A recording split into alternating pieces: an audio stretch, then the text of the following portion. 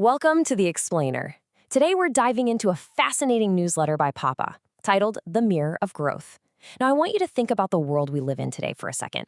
On one hand, you log onto social media and you're instantly blasted by a cacophony of noise, negativity, and unsolicited attacks.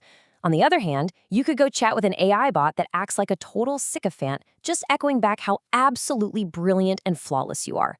So right in the middle of those two extremes, how do we actually find and accept the genuine corrective input that we so desperately need to grow? That is the feedback paradox. Let's unpack the fundamental disconnect between how we process our own performance and how we evaluate others, grounding our approach in pure evidence-based psychology.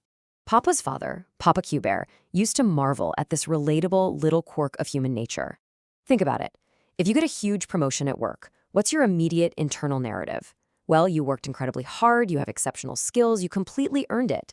But if you're running late to a meeting, oh, it is never your fault, right? Obviously, it was the terrible traffic, the weather, the alarm clock glitching out.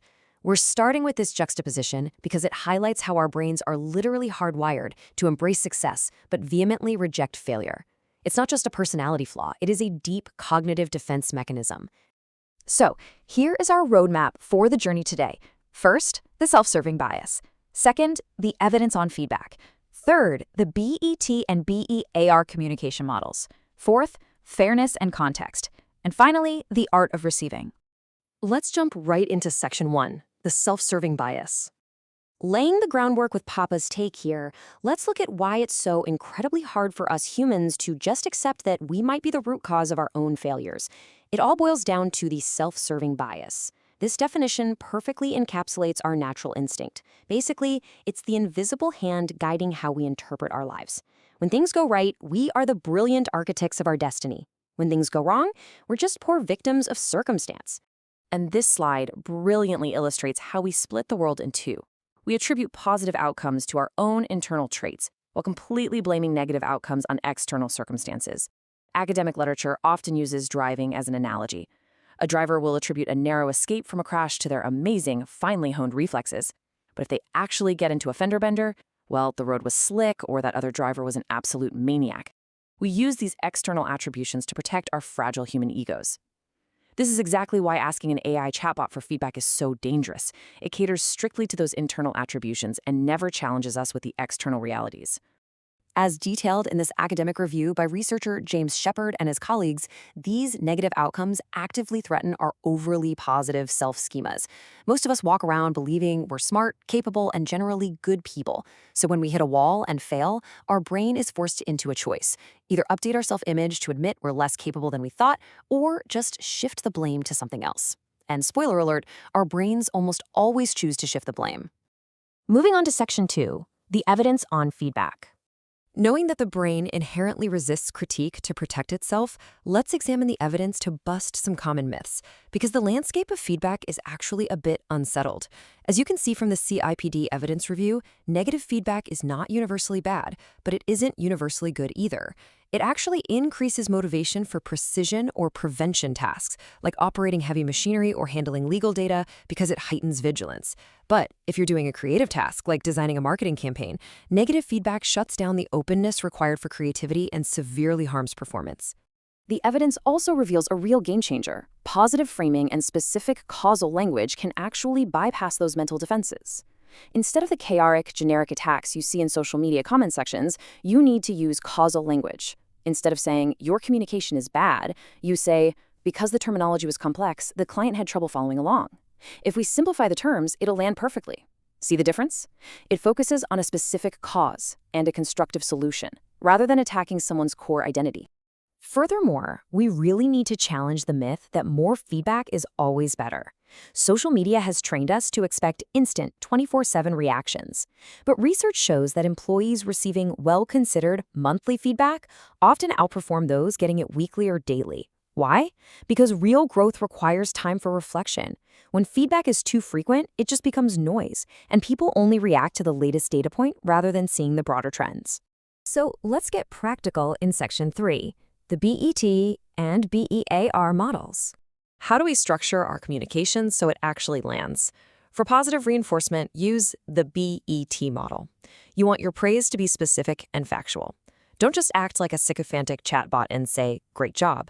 You need to say, the thorough research you did on that report, that's the behavior, allowed us to close the deal faster. That's the effect. So, thank you. It gives them an exact blueprint of what to replicate. Now for the tough stuff. We build on that with the BEAR model. Think of this as a sturdy bridge over a river of defensiveness. First, state the specific behavior objectively. Next, state its effect on the team. Then provide an alternative way to handle it. And finally, the positive result that will happen if they adopt the change. It completely transforms a critique from a personal attack into a collaborative, problem-solving journey. That brings us to Section 4, fairness and context.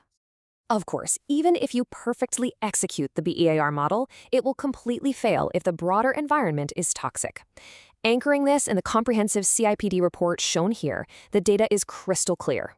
If the feedback process isn't perceived as fair, performance simply won't improve. It literally doesn't matter how eloquent your words are. If the receiver feels the system is rigged, their mind will reject the input entirely. So, what makes it fair? It requires consistent standards, accurate information, and critically, openness to employee voice. Papa's spouse, Call Debs, would undoubtedly chime in right here to remind us that feedback cannot just be a top-down broadcast.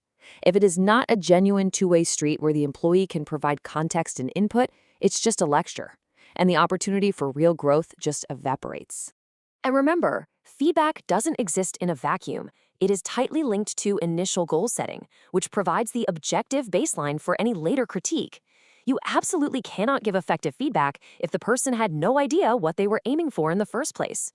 Setting specific, challenging goals up front removes the ambiguity that our self-serving biases love to hide behind. Finally, Section 5, the art of receiving. Let's turn the mirror back on ourselves, right? Giving feedback is only half the battle.